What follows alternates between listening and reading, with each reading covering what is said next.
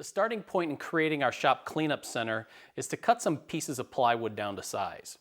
And since I'm working on just the case, I'm focusing on the two ends and then the larger back panel. There's several ways you can cut the plywood down, but one of my favorite ways is to let somebody else do it for me.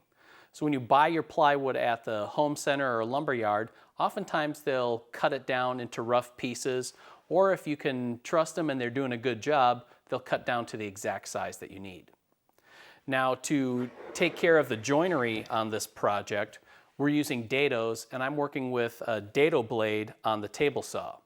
So we've set up a dado blade and took some time to size it so that it matches exactly the thickness of the plywood that we're using. That way when these pieces go together, it's going to be a nice snug fit and a stronger glue joint. There's a reason that I have all three of these pieces here. Some of the dados that are going to connect the shelves to the case are going to be cut in both the sides and the back panel. So that's what I have set up here. I'm going to make a cut for the center shelf on the two side pieces and also the back piece.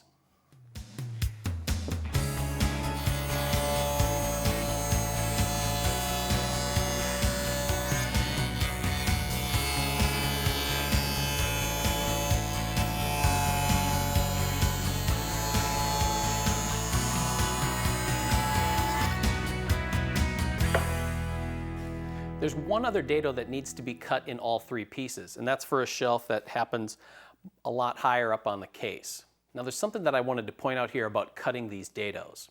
On the narrow sides like this, I still find that I have plenty of bearing surface against the rip fence that I can control the piece to make those dados. I like using a set of push pads because not only do I get the opportunity to apply enough downward pressure for a consistent depth of cut, but I can use it to help hold the workpiece against the fence. However, if you're not as comfortable with that operation, you can grab a miter gauge and attach a long auxiliary fence on it to guide the workpiece. I can still use the rip fence here as an end stop because I'm not making a through cut, and this is still a safe operation.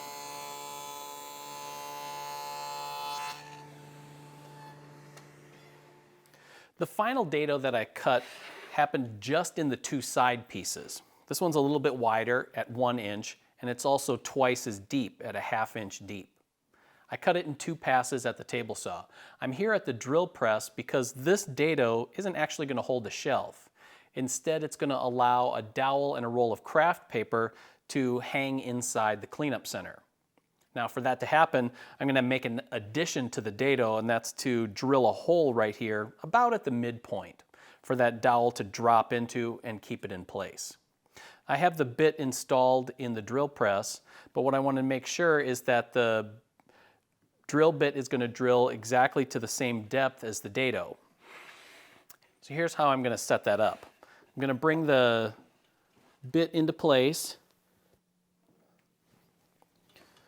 drop it into the dimple that I created for the layout line. Then up here at the depth stop, I have, it's called a setup block. It's a piece of aluminum that's exactly 1/2 of an inch deep. So I can set that on top of the stop bar here, bring the depth stop right down to it, and now I know that that depth stop is going to get the hole exactly where I want it.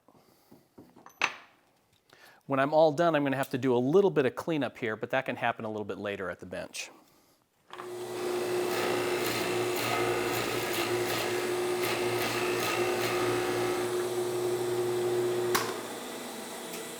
We're back here at the table saw one last time, and that's to cut a rabbet along the back edge of the two side pieces. And it's going to accept the back panel. That is going to result in a much stronger assembly. To make this cut, we still have the same dado blade installed, but this time I've installed an auxiliary fence that's attached to my rip fence. That's because I need the fence right up against the table saw blade to form the rabbet, and I don't want to scar up the face on my existing rip fence.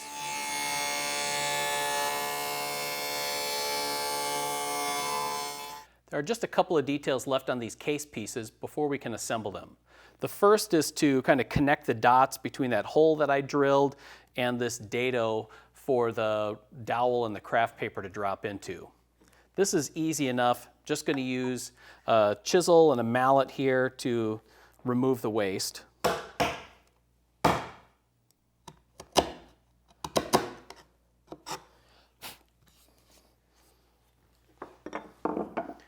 The second thing that I want to do is to soften these sharp corners at the top and bottom of the case. It's just one of those things where it just makes the project a little bit more friendly and you're less likely to bump into something and hurt yourself. I'm going to clamp it across the end of my bench here.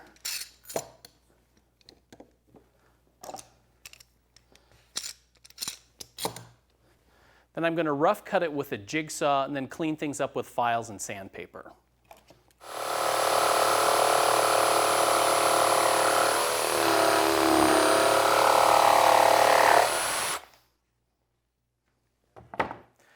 There isn't anything really cosmic about assembling this cleanup center. There's one thing that I want to point out though, and that it's a good idea to bring the pieces together without glue and then mark and drill the holes for your screws. Now I like to do that with a combination pilot and countersink bit. And by doing that, you can get those holes drilled in the sides, line it up with the back and the shelf and drill those holes as well. Makes the assembly a lot easier because then you can do it without clamps. Now we're going to be assembling this case with the sides, back, and just the top shelf. We'll leave the middle shelf out for now so that Chris can attach some of the add-ons and accessories that he's going to be building.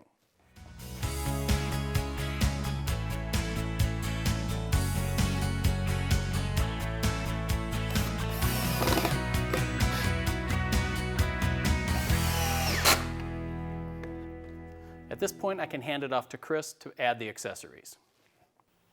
Well, the basic shell of our cleanup center is done, and now it's time to figure out what to do with the interior. Now we know that down here is going to be a large roll of craft paper. We've also already made provisions for a shelf for holding smaller items above that. The real question is, what do we do with up here? Well, you can do whatever you like, but here's what I'm going to plan on. I really like these boxed paper towels, so I'm going to make a pocket to hold those. I also have all sorts of cans of cleaners and so forth. I'd like to have a place to hold those. And finally, I thought it would be good to have a little spot for a standard roll of paper towels. So with that in mind, you can see I've got some parts laid out here. My boxed paper towels will fit in this area, and you can see that I have marked a cutout, which will make it a little bit easier to pull the towels out. This space is where the paper towel roll will be. I'm going to need to make some cutouts to hold a simple dowel that the paper towels will go on. This area is for all my cans and miscellaneous items. To hold it all together, there'll be a rabbet, and 2 dados. So I'm going to take care of all that, drill some holes, and then we'll be ready to screw everything together.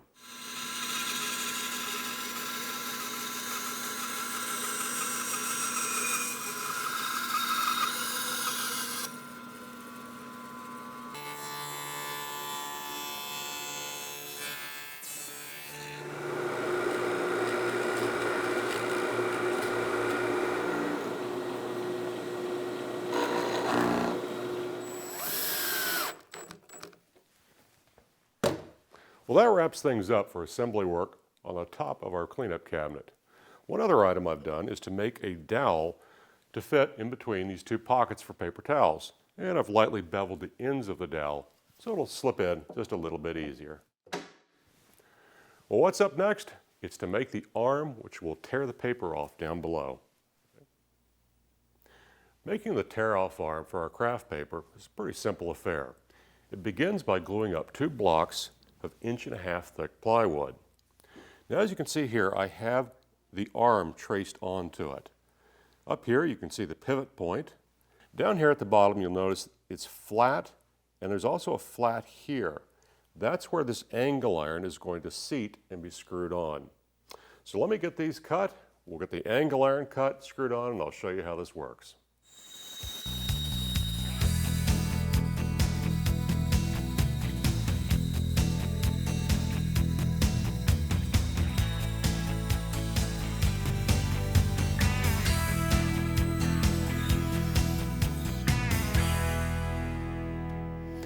tear-off assembly is complete. We've got our 2 arms that we cut at the bandsaw, and I've cut this piece of 1.5 by 8 angle iron to fit in between the opening here. We want to make sure that the whole assembly moves freely up and down because we're relying on the weight of this lower edge for a nice clean tear on our craft paper. I also cut this dowel that the craft paper will ride on. And so with that, we're done with this area, and the next step is to do the pegs below, insert the final shelf, and we got it. Well, here's the completed cleanup center. Now, as you can see, I've added the pegs down below. Now, those pegs were made at the drill press by angling my workpiece to about 20 degrees and using a good sharp bit to get a clean hole. With that applied, I then added the last shelf. So what next? Well, I need to screw this securely to the wall, load it up with supplies, and I guess I better get busy cleaning up my workshop. Woodsmithplans.com. Hundreds of professional, high-quality woodworking plans right at your fingertips. Every single plan is presented as an easy-to-download digital package that includes pages of step-by-step instructions, full-color photos, illustrations, and exploded views, retail sources for hardware and supplies, plus a cutting diagram and materials list. Many plans offer handy video overviews and guides. Plus, we're proud to offer our plans in both standard and metric. Everything is here, from gorgeous heirloom furniture projects to handy shop projects and upgrades, clever, cost-effective storage solutions, as well as weekend projects and accessories that are great for gifts, all fully searchable and categorized for easy browsing. Woodsmithplans.com, everything you need for building fine woodworking projects.